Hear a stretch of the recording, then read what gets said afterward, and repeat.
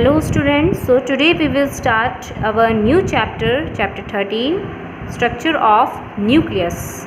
Okay, and this is our same unit, unit 8th, and this unit 8th comprises two chapters जो कि हमने इससे previous lecture में discuss कर लिए थे, स्ट्रक्चर ऑफ एटम। और इस बार जो अब हमारा लेक्चर स्टार्ट होगा ये है स्ट्रक्चर ऑफ न्यूक्लियस के लिए।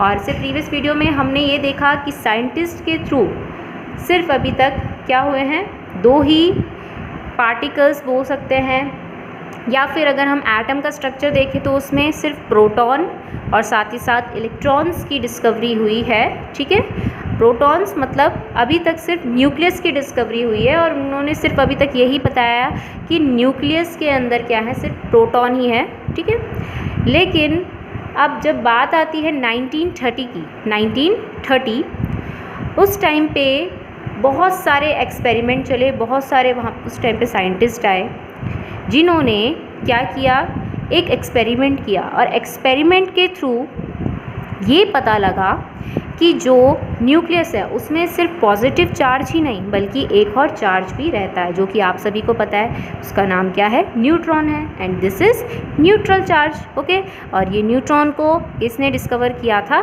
चैडविक ने डिस्कवर किया था।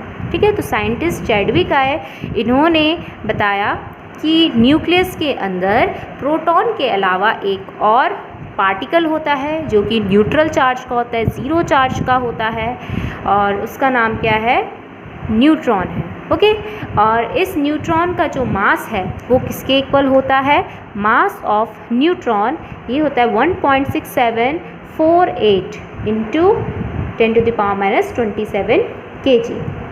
मतलब ये प्रोटॉन से थोड़ा सा क्या होता है, क्या हो गया, हैवी होगा। ठीक है, हैवियर होता है। तो ये चीज़ आपको यहाँ पे याद रखनी है, क्योंकि जब रिलेशन देखा गया मास ऑफ इलेक्ट्रॉन, आप सभी को पता है 9.1 इंटू 10⁻31 kg होता है।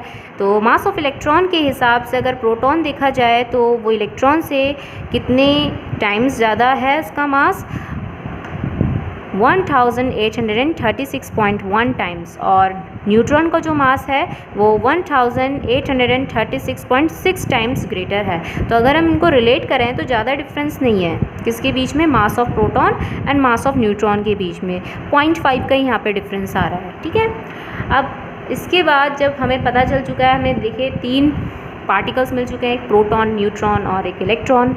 तो अब हम यहाँ पे पढ़ते हैं कंपोजिशन ऑफ न्यूक्लियस। तो यही है कंपोजिशन ऑफ न्यूक्लियस, व्हाट, कि न्यूक्लियस में कौन कौन से पार्टिकल्स होते हैं, एक प्रोटॉन होता है और एक न्यूट्रॉन होता है। और अभी तक थ्योरी में क्या पता लगा था कि न्यूक्लियस के ऑल अराउंड सर्कुलर ऑर्बिट में कौन रिवॉल्व करते हैं, इलेक्ट्रॉन रिवॉल्व करते हैं। तो अगर मुझे किसी एटम के मास नंबर और अगर एटॉमिक नंबर को समझाना है तो कैसे लिखा जाएगा, तो समझ लीजिए कोई भी अगर एटम है एक्स मान लिया, ठीक है, एक्स की जगह कोई भी एटम हो सकता है। अब इसका जो मास नंबर है उसे इंडिकेट कराया जाता है टॉप में। तो ए यहाँ पे क्या है, दिस इज़ मास नंबर। अभी बताएंगे आपको ये मास नंबर क्या है। और जो नीचे अगर हम लिखें तो जेड, ये जेड क्या है यहाँ पे, this is known as atomic number.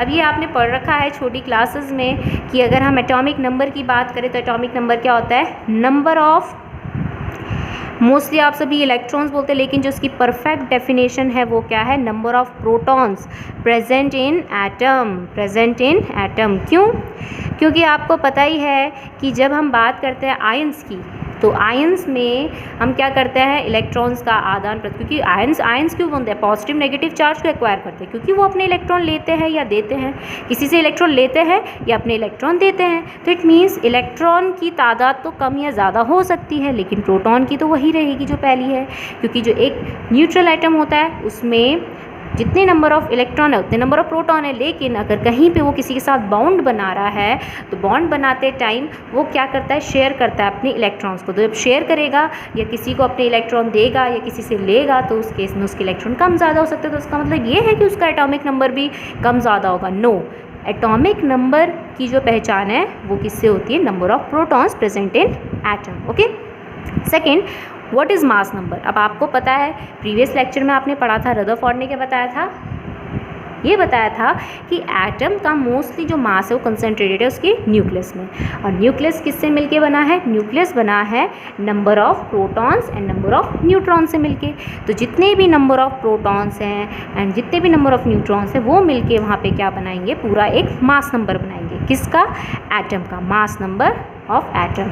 So the number of proton, the sum of proton and neutron, ये भी बोल सकते हैं. So the number of proton and neutrons present in nucleus is known as its mass number. ठीक है.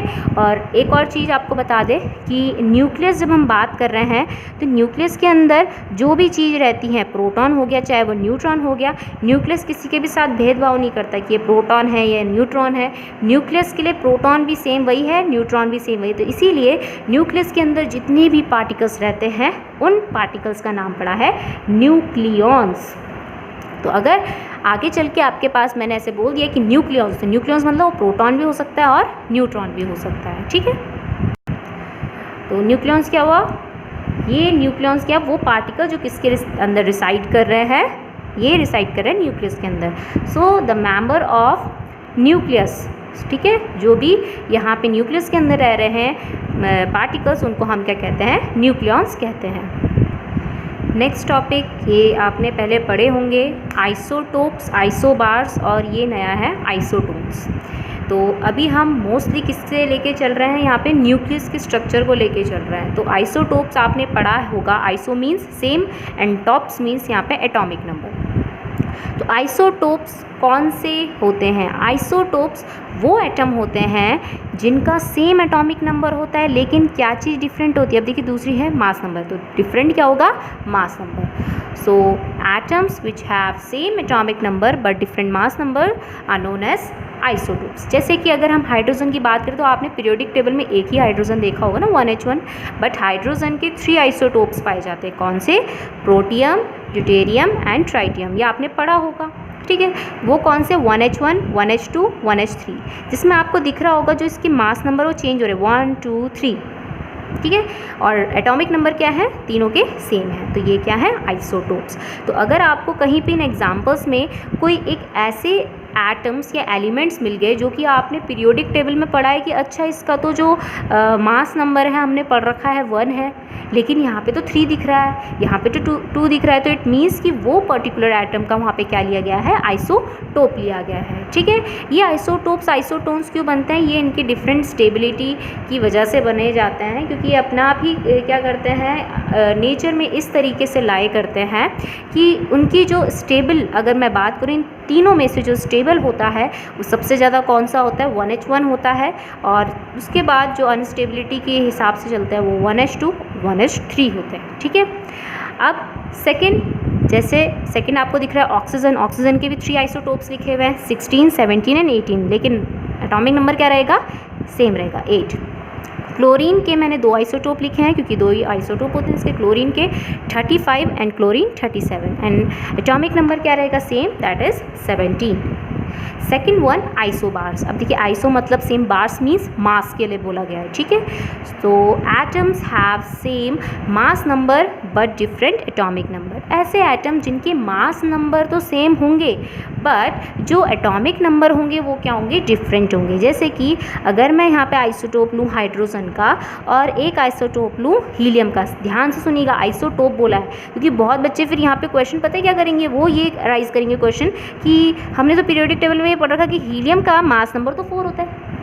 होता है, मना नहीं हो रहा है, होता है, लेकिन ये जो He3 है एक्चुअली वो क्या है? उसका आइसोटोप है, हीलियम का ही आइसोटोप है. ठीक है. अब अगर हम यहाँ पे बात करें हाइड्रोजन और हीलियम, तो इसमें आपको दिख रहे होंगे ये दोनों के मास नंबर तो सेम है बट एटॉमिक नंबर दोनों की क्या है? डिफरेंट. एक का 1 है, दूसरे का क्या है? 2 है. सेकेंड आइसोबार आपको दिख रहा होगा लिथियम और बेरिलियम, जिसमें मास नंबर उनके सेम है बट एटॉमिक नंबर डिफरेंट है. तीसरा पेयर आपको दिख रहा है आर्गन और कैल्शियम का, जिसका मास नंबर तो 40 सेम है बट एटॉमिक नंबर क्या है? डिफरेंट. एक का 18, दूसरे का 20.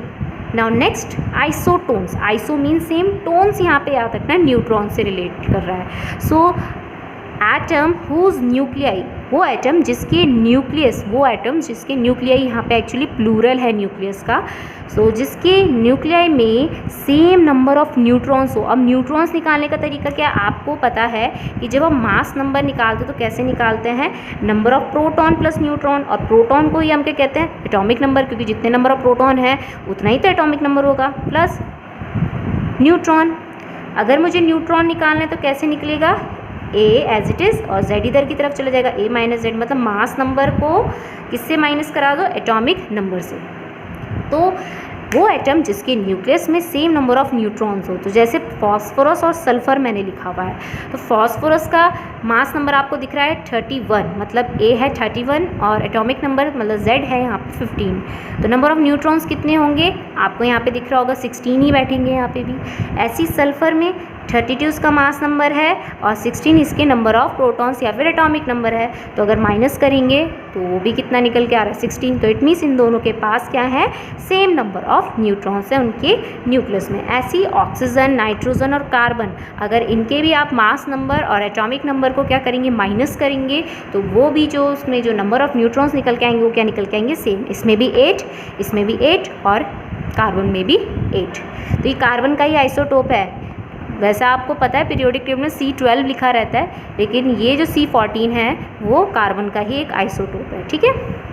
तो यहाँ पे ये क्या हो गए, आइसोटोन्स हो गए।